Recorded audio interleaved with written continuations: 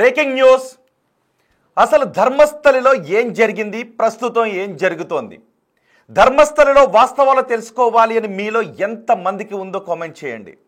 నిజానికి కొన్ని సంచలనం సృష్టించిన కేసుల్లో ఎటువంటి వివరాలు తెలియనప్పుడు ఆ కేసులో ఏం జరిగింది అని తెలుసుకోవాలనే ఆసక్తి చాలా చోట్ల మనకు కనిపిస్తుంది, అందరిలోనూ కనిపిస్తుంది. కానీ అందులో ఏమీ తెలియకుండా అసంపూర్ణంగా రోజులు గడిచిపోతూ ఉంటే ఇందులో అసలు ఏం జరిగింది అనే అనుమానం చాలామందికి వ్యక్తమవుతూ ఉంటుంది. మొన్న గండికోటలో బాలిక హత్య కేసు విషయంలోనూ అవే డౌట్లు అలాగే ఉన్నాయి. ఇప్పుడు ధర్మస్థలిలో శవాలను పూడ్చిపెట్టాను, వందలాది శవాలను ఇక్కడే పాతిపెట్టాను, ధర్మస్థలిలో నేత్రావతి నది ఒడ్డున పాతిపెట్టాను, అక్కడ విగ్రహం దగ్గర రత్నగిరి గుట్ట దగ్గర పాతిపెట్టాను అని చెప్తూ, బాహుబలి విగ్రహం దగ్గర పాతిపెట్టాను అని చెబుతూ ఉన్నాడు. సో అతను చెబుతున్న దాంట్లో, భీమా చెబుతున్న దాంట్లో వాస్తవాలు ఏమైనా ఉన్నాయా? ఇప్పటి వరకు కేవలం ఒక 5-6 అస్థి పంజరాలు మాత్రమే దొరికాయి. అతను నల్లటి ముసుగు వేసుకుని పోలీసుల దగ్గరకు వచ్చి, కోర్టు దగ్గరకు వచ్చి చెప్పినప్పుడు కొన్ని ఎముకలను కూడా తీసుకొచ్చాను అని చెప్పాడు. మరి ఆ ఎముకలు ఎవరివి అనేది ఏమన్నా తెలిసిందా? ఆ ఎముకలు ఎవరివో కూడా ఇంతవరకు తెలియలేదు. ఇప్పుడు కర్ణాటక అసెంబ్లీలో ఈ తతంగం అంతా ధర్మస్థలపై విష ప్రచారం చేయటానికే వాడుకుంటున్నారు, ధర్మస్థల పేరును చెరగొట్టడానికే ఇదంతా చేస్తూ ఉన్నారు అని కొంతమంది ఎమ్మెల్యేలు చెప్తూ ఉన్నారు. వాళ్ళు చెబుతున్నది, అడుగుతున్నది కూడా ఒకటే. అసలు ఆ వ్యక్తి తొలుత తీసుకొచ్చిన పుర్రెలు ఎముకలు ఎవరివోనైనా గుర్తించారా అని అడుగుతూ ఉన్నారు. కానీ ఇంతవరకు ధర్మస్థలలో తవ్వకాలు చేపట్టిన ప్రదేశాల్లో అనుకున్న స్థాయిలో ఎముకలు, పుర్రెలు, చంపి కప్పబెట్టిన ఆనవాళ్లు లభించకపోవడంతో చాలా అనుమానాలు వ్యక్తమవుతున్నాయి. ఇంకా అక్కడ తవ్వకాలు జరుగుతూనే ఉన్నాయి. ఒక్కసారి మనం బాహుబలి విగ్రహం ఉన్న రత్నగిరి గుట్ట దగ్గర ఏం జరిగిందో మనం చూస్తే, అతను ఏం చెప్పాడు? బాహుబలి విగ్రహం ఉన్న రత్నగిరి గుట్ట దగ్గరకు 200 మీటర్ల దూరంలో అక్కడ పాతి పెట్టాను అని చెప్పాడు. సరిగ్గా 200 మీటర్ల దూరంలో తవ్వకాలు జరిపారు. వర్షం వస్తున్నప్పటికీ కూడా వర్షంలో ఉండి మరి హిటాచీలతో అక్కడ తవ్వారు, ప్రొక్లైనర్లతో అక్కడ తవ్వారు. కానీ ఎటువంటి పాతిపెట్టిన ఆనవాళ్ళు కూడా లభించలేదు. అండ్ ఇంకొకటి, రత్నగిరి గుట్ట దగ్గర కొత్తగా మట్టి పోసిన ఆనవాళ్ళు గుర్తించారంట సిట్ అధికారులు. మరి అక్కడికి మట్టి ఎందుకు తీసుకొచ్చి పోసారు అని ఎంఆర్ఓని అడిగితే ఎంఆర్ఓ సరైన సమాధానం చెప్పలేదంట. దీంతో ఎంఆర్ఓకు నోటీసులు కూడా పంపించారంట. అంటే దీంతో కొన్ని అనుమానాలు వ్యక్తమయ్యాయి. ఇక్కడ తవ్వకాలు జరుగుతున్నాయి అని తెలిసి కొంతమంది కావాలి అని తవ్వకాలు జరిపి అక్కడ ఎముకలను మాయం చేసే ప్రయత్నాలు ఏమైనా చేశారా? దృశ్యం సినిమాలో వెంకటేష్ లాగానే కొన్ని అనుమానాలు వ్యక్తమవుతున్నాయి. కానీ అది అవకాశమే లేదు అని కొంతమంది కొట్టిపారేస్తున్నారు. ఎందుకంటే చూడండి ఒకసారి, అదిగో అది 13వ స్పాట్. 13వ స్పాట్ రోడ్డుకి దగ్గరలో ఉంది. అదిగో రోడ్డు, అదిగో ఆ 13వ స్పాట్ రోడ్డు పక్కనే ఉంది. అక్కడ ఆ 13వ స్పాట్ ఉన్న చోట ఒక్క చోటే గడ్డి లేకుండా ఉంది, కానీ మిగిలిన ప్రదేశం అంతా కూడా గడ్డితో ఉంది. అదిగో 13వ స్పాట్లో. కానీ ఆ మధ్యలో కూడా గడ్డి మొలిచిన ఆనవాళ్ళు ఉన్నాయి. నిజానికి ఆ 13వ స్పాట్ చూస్తుంటే మీకు ఏమైనా అనిపిస్తుందా? ఒక్కసారి ఆ 13వ స్పాట్ వచ్చిన తర్వాత ఫ్రీజ్ చేయండి. అక్కడ పీసీఆర్ ఒక్కసారి అక్కడే ఫ్రీజ్ చేయండి. 13వ స్పాట్ ప్లే చేసేటప్పుడు మనం ఫ్రీజ్ చేసి చూద్దాం. ఒక్కసారి ఆ 13 కనిపించిన తర్వాత పీసీఆర్ ఒకసారి అదిగో అక్కడ ఫ్రీజ్ చేయండి. అదిగో 13వ స్పాట్. ఆ స్పాట్ని చూస్తుంటే మీకు ఏమనిపిస్తుంది? అక్కడ ఆల్రెడీ తవ్వి ఎముకలను ఏమైనా ఆనవాళ్ళు ఉంటే తీసేసి మళ్ళీ కప్పెట్టేసినట్టుగా, మళ్ళీ మట్టి పోసేసినట్టుగా మీకేమన్నా అనిపిస్తుందా? కొంతమంది ఇదే అనుమానాలు వ్యక్తం చేస్తున్నారు. అదిగో ఒకసారి మళ్ళీ ఫ్రీజ్ చేయండి, అక్కడే ఫ్రీజ్ చేయండి. ఆ 13వ స్పాట్ని మనం ఫ్రీజ్ చేసి కుదిరితే జూమ్ చేయండి. ఆ 13వ స్పాట్ని మనం చూస్తుంటే మీకు ఆల్రెడీ అక్కడ తవ్వకాలు జరిపి మళ్ళీ మట్టి పోసేసినట్టుగా ఏమైనా అనిపిస్తుందా? కానీ కొంతమంది అవునని అంటూ ఉన్నారు, కొంతమంది కాదని అంటూ ఉన్నారు, కొంతమంది ఇంకొన్ని అనుమానాలు వ్యక్తం చేస్తున్నారు. ఎక్కడెక్కడైతే ఆ వ్యక్తితో, ఆ పారిశుద్ధ్య కార్మికుడితో ఖననం చేయించారో ఆ ప్రదేశాల్లో ఇతను చెప్పేస్తాడు అని డౌట్ ఉండి దృశ్యం సినిమాలోలా ముందే అక్కడ నుంచి తరలించేశారని. బహుశా అది కేవలం అనుమానం పట్టడానికి అవకాశం ఉంటుందేమో.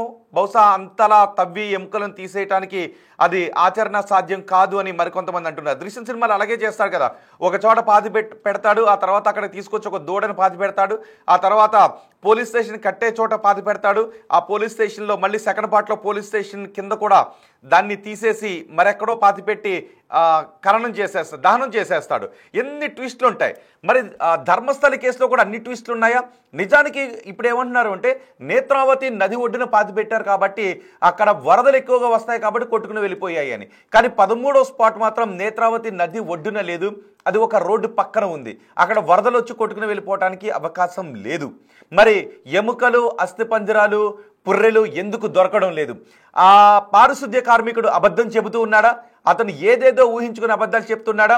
లేదు, ఒక 1994 నుంచి 2014 వరకు ఈ తతంగం నడిచింది. ఆ తర్వాత 10 ఏళ్ళు గడిచిపోయింది. కాబట్టి ఈ 10 ఏళ్లలో ఎముకలు కూడా భూమిలో కలిసిపోయాయా? ఏం జరిగి ఉంటుంది?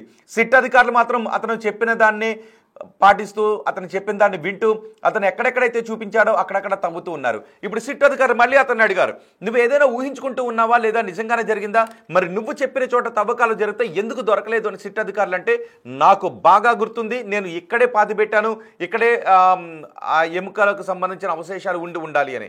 మరి రాడార్ను తీసుకొచ్చి అక్కడ తవ్వకాలు జరపాలని అనుకున్నారు. రాడార్ను కూడా తీసుకొచ్చినట్టుగా తెలుస్తుంది, కానీ వాటిని ఉపయోగించలేదు అని అంటున్నారు. చూడండి ఒకసారి, అక్కడ చిన్న చిన్న ప్రొక్లైనర్లు కూడా తీసుకొచ్చి తవ్వకాలు జరుపుతున్నారు. ఇదిగో ఈ 4వ బాక్స్లో చూడండి, అదే GPR, గ్రౌండ్ పెనట్రేటింగ్ రాడార్. దీన్ని తీసుకొని వచ్చి అక్కడ సెర్చ్ చేయటం చాలా ఖర్చుతో కూడుకున్న పని అంట. మరి ఖర్చుతో కూడుకున్న పని కాబట్టి రాడార్ని తీసుకుని రాకుండా మామూలుగానే తవ్వకాలు జరుపుతున్నారా? మామూలుగా సాంకేతిక పరిజ్ఞానాన్ని ఉపయోగించకుండా అతను చెప్పిన చోటలా తవ్వుకుంటూ వెళితే ఖర్చు అవుతుంది, టైం వేస్ట్ అవుతుంది. ఒకవేళ దొరకకపోతే, ఏమీ దొరకకపోతే అబాస్ పాలయ్యే అవకాశం కూడా ఉంటుంది. మరి రాడార్ని ఉపయోగిస్తున్నారని తొలుత వార్తలు వచ్చాయి. ఇప్పుడు రాడార్ని ఉపయోగించడం లేదు అంటూ వార్తలు వస్తున్నాయి. అసలు ధర్మస్థలిలో ఏం జరుగుతోంది? 13వ స్పాట్లోనే చాలా బాడీస్ని పాతి పెట్టాను అని చెప్తున్నాడు. కానీ 13వ స్పాట్లో ఇప్పటి వరకు ఎంత లోతు తవ్వారో తెలుసా? 13వ స్పాట్లో సుమారు 15 అడుగుల లోతు వరకు తవ్వారంట. 15 అడుగుల లోతు తవ్వినప్పటికీ కూడా అక్కడ ఎటువంటి అవశేషాలు దొరకలేదు. ఒక్క బాడీ కూడా 13వ స్పాట్లో దొరకలేదు.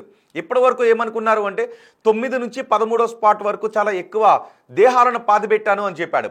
9 నుంచి 13వ స్పాట్ దగ్గర తవ్వితే ఎక్కువ ఆనవాళ్ళు దొరికే అవకాశం ఉందనుకున్నారు. 11లో తవ్విన తర్వాత లేదు 11 కాదు, 11కు కొంచెం దూరంలోని మళ్ళీ ఇంకో స్పాట్ చెబితే అక్కడ తవ్వారు. 11/A అని ఆ స్పాట్ను గుర్తించారు. అక్కడికి వెళ్ళి తవ్వకాలు జరిపితే అక్కడ కేవలం ఒక 4 అవశేషాలు దొరికినట్టుగా తెలుస్తుంది. అక్కడ మాత్రమే కొన్ని ఎక్కువగా లభించాయి. ఆ తర్వాత మనకి 6వ స్పాట్లోనే లభించాయి.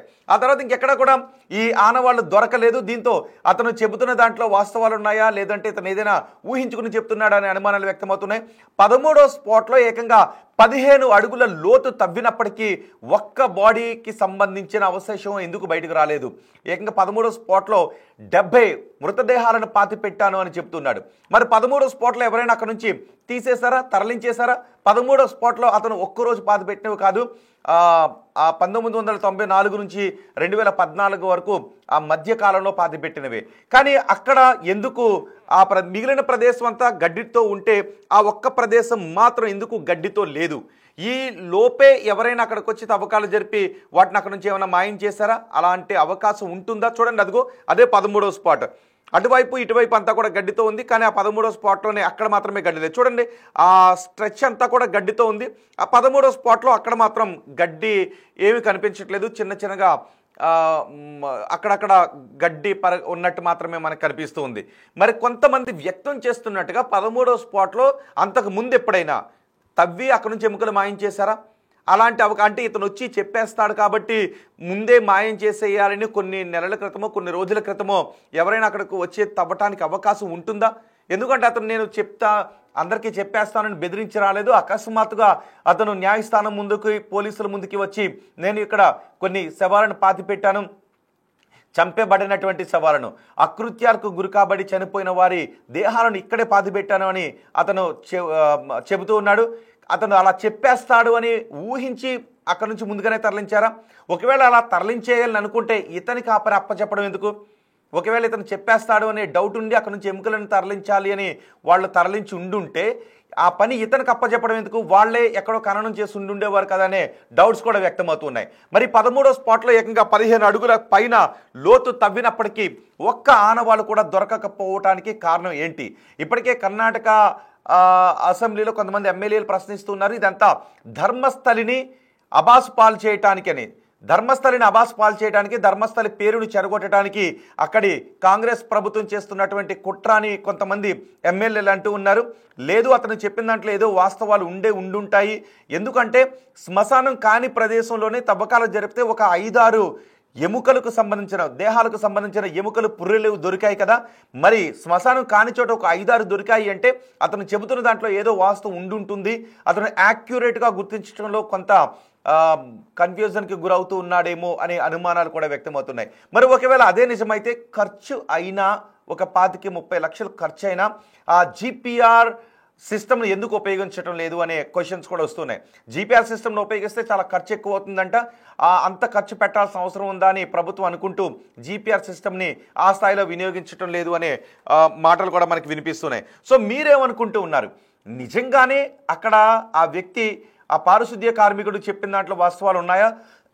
ఇన్ని రోజులు గడిచిపోయినా కూడా ఆ స్థాయిలో కనీసం ఒక 20-30 దేహాలకు సంబంధించిన ఎముకలు కూడా దొరకకపోవడంతో ఆ దొరికిన 6 ఏదైనా వరదలకు కొట్టుకొచ్చిన దేహాలను అక్కడ పాతిపెట్టి ఉంటే వాటికి సంబంధించిన ఎముకలు అయ్యుంటాయా?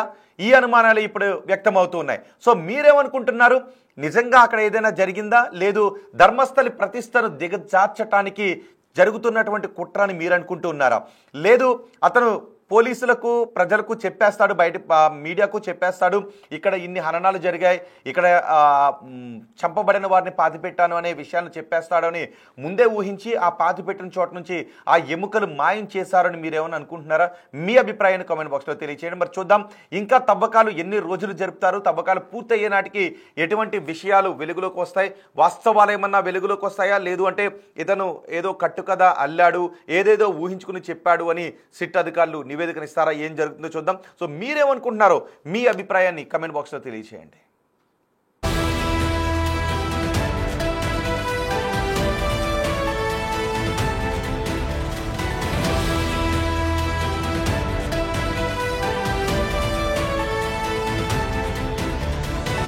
The Big Folk Night 2025 celebrating the soul of Telangana. August 23 సాయంత్రం 6 గంటల నుండి ఎల్బీ స్టేడియంలో. టికెట్స్ బుకింగ్ కోసం ఎంట్రీ వాలా యాప్ను డౌన్లోడ్ చేసుకోండి.